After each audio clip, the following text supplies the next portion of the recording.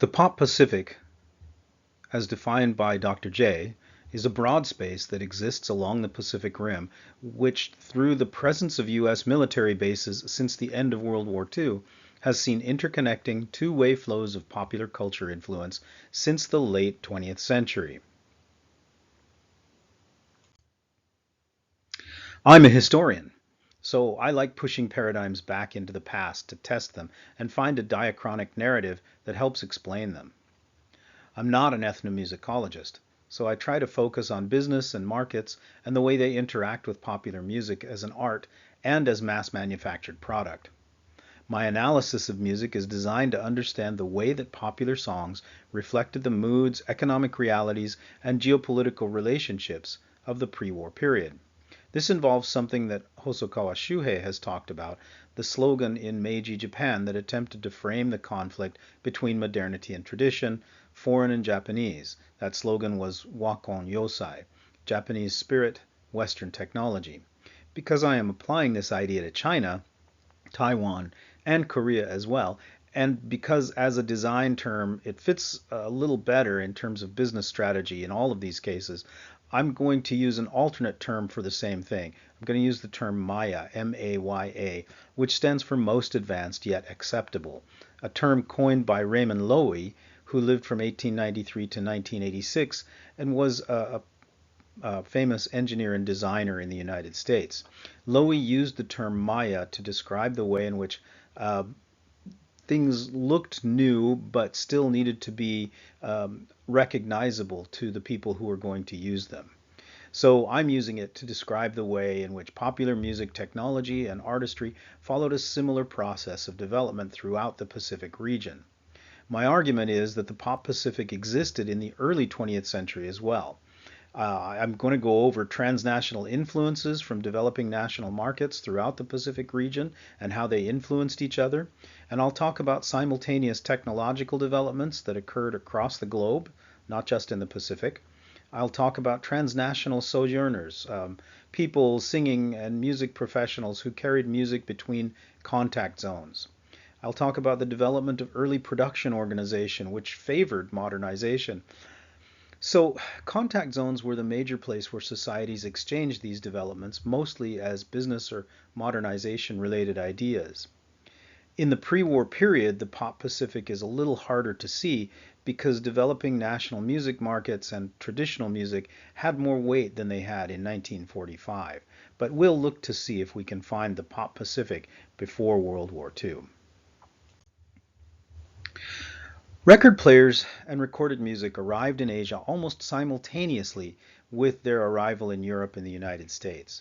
Recording music became a trend in Japan almost as soon as it began in the United States. In 1878, reading about Edison's invention, an English physics professor working in Japan built a phonograph himself.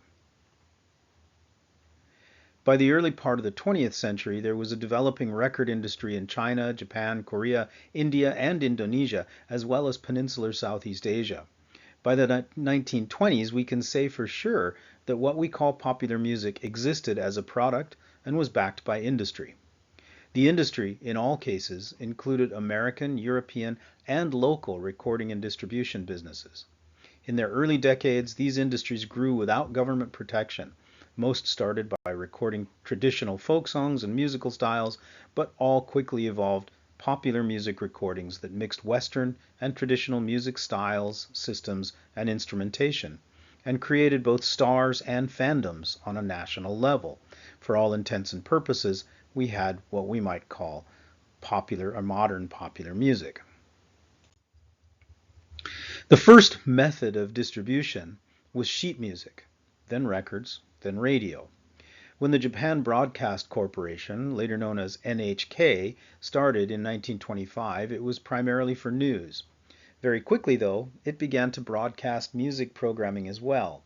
The program stream rarely included the most recent popular songs because of concerns about unacceptable content in their words, but music producers like Nakayama Shinpei were clever enough to create children's songs and borrow ideas from folk songs with modern sounds and words. NHK became a key part of Japan's colonial strategy in Korea as well, as Early as 1926, NHK was broadcasting there in Japanese. In 1929, NHK included a Korean language stream to broaden its audience reach. Although Japan famously tried to erase the use of the Korean language, this in fact did not happen until the late 1930s. Up to that time, just as it did in Japan, NHK's use of Standard Korean had the effect of creating a unified idea of Korea. NHK also broadcast multiple versions of the traditional Korean song Arirang, as it was sung in many areas of Korea in different ways. This seems to have had the effect of giving Koreans an even deeper sense of common culture and may have worked against Japanese colonialism. Because of the broadcasts in the Japanese stream of Arirang and in other Korean music, modern and traditional, and the broadcasts in Japanese and Korean of Japan's popular music, a mixing of musical styles accompanied by Western music seems to have occurred. The Radio Corporation of China seems to have had a similar effect there. In all cases, popular singing stars gained a wider audience because of radio, and national markets for music were broadened. Early 20th century musical production organization was slightly different from the methods used after World War II, and that has to do with business structures and economic structures, as well as government regulation and just the newness of the medium. So here we have a picture of Isawa Shuji and Luther Whiting Mason. Isawa Shuji is the first Japanese man to bring Western music to the Japanese educational system. And he brought Luther Whiting Mason along with him. Mason was a Boston area music teacher who had created an innovative system for teaching music, and Isawa believed that he could teach Japanese music teachers to use that system to teach Japanese students Western music and help modernize their way of looking at the world and of looking at culture. Isawa quickly used his position in the Japanese Education Ministry to establish the Tokyo School of Music, which you see on the left here, and the you see that on the right. The Tokyo School of Music was designed to teach composers of music and instrumentalists in Western music. Later, they added a Japanese traditional music major as well, but initially it was entirely Western music. What you see on the left is the Chinese version of exactly the same thing, which was established a bit later in the 1920s by the Kuomintang, the Chinese Nationalist Party. In both cases, the idea was to bring Western music to the culture and quote unquote modernize. Here you see Nakayama Shinpei with Sato Chiako at the top and Matsui Sumako at the bottom. Nakayama Shinpei's music provided a blend of new and old, Western and Japanese. His songs brought meaning to his listeners' lives, and they struggled to cope, or as they struggled to cope with the changes occurring around them. He accomplished this through the judicious use of new music composition methods, new instrumentation, recording length, and vocal styles. In an application of Wakan Yosai, which, as I said, is Japanese spirit and Western technology, or Japanese spirit, Western ideas, his songs blended Western and Japanese sounds. He made astute use of new technological developments. By developing a specific sound that became his brand, he gradually improved the marketability of his music. These techniques made him a central figure in Japan's popular music industry. Nakayama's sound came from hybrid musical elements described by the Education Ministry or developed by the Education Ministry and Isawa Shuji, also by traditional musicians who helped Isawa and fellow graduates of the Tokyo School of Music, where Nakayama also graduated. Nakayama traveled throughout Japan using local sounds, views, dances, and traditions to create popular songs that knit together a national popular music market using Western music notation, Western instrumentation, and certain Japanese musical elements, as well as new scales that were developed out of Western musical ideas to sound Japanese. This is Koga Masao. We can think of him kind of as a successor to Nakayama Shinpei. He is the most prolific and most well-known pre-war composer, and he is considered to be the father of enka as well. He spent much of his early life in Korea learning stringed instruments, particularly Korean and Western stringed instruments, and he came back particularly adept at playing the lute and the ukulele and the guitar. So his specialization was stringed instruments, but he became a composer for Columbia Records and eventually developed the pattern of popular songs that in the pre-war period was called Kayo-kyoku.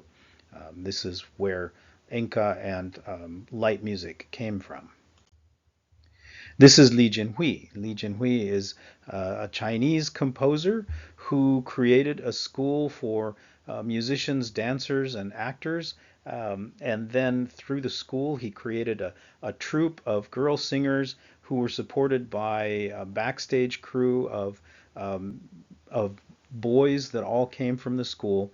Li Jinhui's idea was to modernize Chinese popular music, and he also dreamed of creating a uniform Chinese language through touring with his group, the Bright Moon Song and Dance Troupe, and using them to show how Chinese should be spoken, to give a sense of modernity, brightness, and happiness.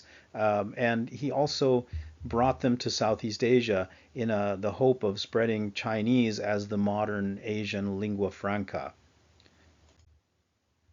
So we see throughout China foreigners and throughout Asia foreigners and locals who are creating an attempt at modern music by blending Western and Asian musical styles in such a way as to promote both modernity and their own cultural ideals. There were other foreigners as well, Americans, and they included Buck Clayton, who we see on the left here. He's a Kansas City trumpet player and jazz band leader and was contracted to go to Shanghai in the 1920s and 30s. During his Shanghai period, he led a jazz band at a place called the Canadrome, which was a very large dance and dinner club in Shanghai. Clayton, before he went and after he came back, also played for Count Basie's orchestra in the United States.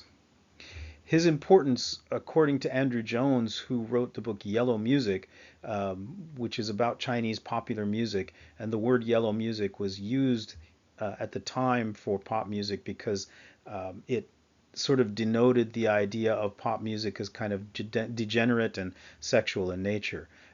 But Andrew Jones says that Buck Clayton's importance was in bringing Western jazz to Shanghai in particular and Asia in general. Shanghai was a busy place where Americans, Chinese, Europeans, and Japanese all lived. It was the biggest city in Asia at the time and a very diverse and exciting place. This was a part of the scene in which Li Jinhui began putting together his combination of Chinese folk music and Western jazz and training the group of kids who would eventually become the Bright Moon Song and Dance Troupe. Among the trainees of Li Jinhui, though not a part of the original dance troupe, was Li Xianglan, who was not a Chinese but a Japanese resident of Shanghai. In her Chinese singing days, she went by Li Xianglan.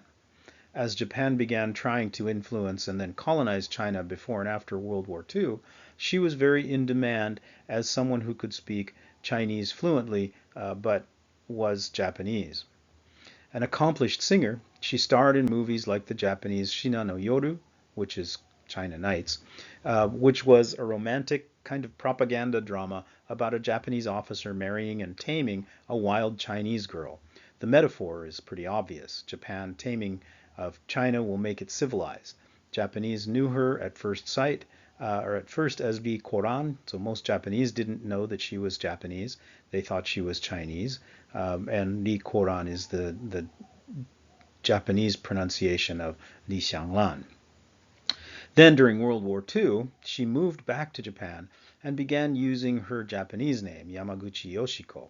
When the war ended, she recreated her persona once again and starred in American films about the occupation of Japan, like the film Japanese War Bride, and she went on by her adopted American name, Shirley Yamaguchi. After retirement from movies, Yamaguchi had an illustrious career as a newscaster and politician in Japan. The point here is that as a foreigner in Shanghai, she was able to perform as an outsider in both Japanese and Chinese songs and films, and then as an actress in American films, she was able to bring authenticity to her role as a Japanese.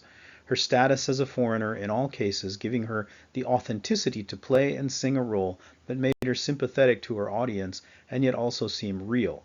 This kind of person, like Buck Clayton and even Li Jinhui, who was seen by the Chinese Communist Party as a degenerate outsider, connected the popular music world. In the same way as Sumako and the Bright Moon Song and Dance Troupe, Yoon Sim-dok, a Korean student and opera singer living in Japan, met her lover, another Korean student living there. Both were interested in Japanese popular music, and Yoon Sim-dok apparently recorded some Japanese popular songs. Her lover was married, however, and when he was recalled to Korea to be with his family, Yoon recorded the Song of Death. Netflix has recently shown a Korean movie by this same title about these events. And they jumped from the stern rail of their steamer together on the journey home, committing a love suicide with this song as their very public suicide note. After the two died, the song became a huge seller, outselling even Katyusha no Uta, and by becoming a market success, it became Korea's first popular song, even outselling the earlier Japanese popular songs. Again, the connection to the pop Pacific is clear. Yoon Sim-dok understood Western music through opera. She learned popular music composition in Japan and recorded in Japan, and her song became a market and popular success in Korea. It is also important to understand that these three key popular song events, Matsui Sumako and Katyusha no Uta, the Bright Moon Song and Dance Troupe, and Yoon Sim-dok's Song of Death, occurred in roughly the same period between 1914 and 1929, and that they all set the pattern for popular songs not only in their own nations, but throughout Asia. Radio, colonization, and the movement of composers and musicians between Korea and Japan had a profound effect on popular music in both directions. While in part because of the original colonial relationship and the relative poverty of Koreans as a result, Japan's recording and entertainment industry was more robust than that in Korea in the 1920s and 1930s. Western missionaries had made deep inroads into Korean culture before Japan's colonization. This meant that Korea had many musicians exposed to instruments, including guitars and lutes, that were Western. Famous in 1930s Japanese composer Koga Masao spent his childhood in Korea learning about these Western instruments and about traditional Korean music, including Korean evolutions of Chinese court music, a koto-like harp, and arirang. Other Japanese musicologists and composers, including Nakayama Shinpei, visited Korea to learn about its music and culture, and though they were part of the Japanese colonial project, they were impressed by the beauty of Korea, its culture and people. This mixing of musical styles and educations led, after World War II, to the development of enka in Japan and trotto in Korea. While both Koreans and Japanese claim that these musical styles are independent, in fact they're musically very similar. Musicologists and music historians cannot make a determination as to whether one came from the other. More likely, they both developed simultaneously from this difficult and strained relationship. And these are the references for the presentation. Hopefully, it's clearer now how these different cultures in the pre-war period in Asia influenced each other and their popular musics.